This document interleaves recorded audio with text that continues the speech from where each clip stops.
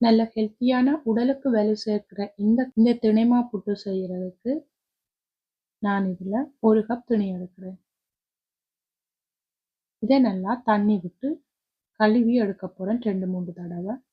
இதுல தூசுகள் இருக்கு, அதாலதான் கழுவி எடுக்கிறோம். இப்போ கழுவி வச்ச திணைய காய விடலாம். நான் ஒரு பேப்பர் வச்சு தண்ணி எல்லாத்தையும் காய விட்டு எடுக்க போறேன். உங்கள்ட்ட ஃபேன் இருந்தா ஃபேனுக்கு கீழேயும் வைக்கலாம்.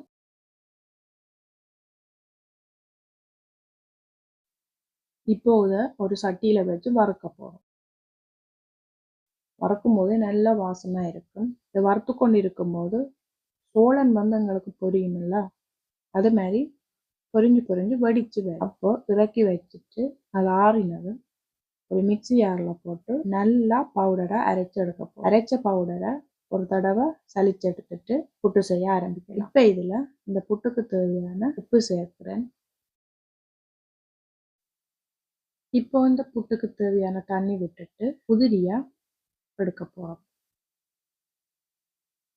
நான் வீடியோல காட்டியிருக்கிற மாதிரியே செய்யணும். பாத்தீங்கன்னா இது நல்லா ரெடி ஆகிருக்குது.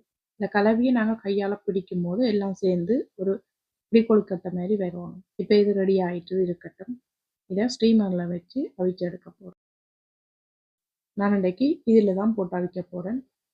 இது ஒரு 10 நிமிஷம் அவிய வச்சு எடுத்தா போதும். இதோட தேவையான அளவு தேங்காய்ப்பூ, 1/2 கப் அளவுக்கு துருவின வெல்லம், இது எல்லாத்தையும் சேர்த்து நல்லா கலந்து. இப்போ இது ரெடி ஆயிட்டு.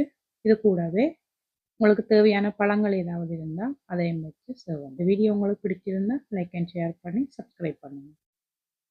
இன்னொரு வீடியோவில் சந்திக்கும் வரை நான் உங்கள் ஜி குக்கிங் ராதி. சமைப்போம் சுவைப்போம்.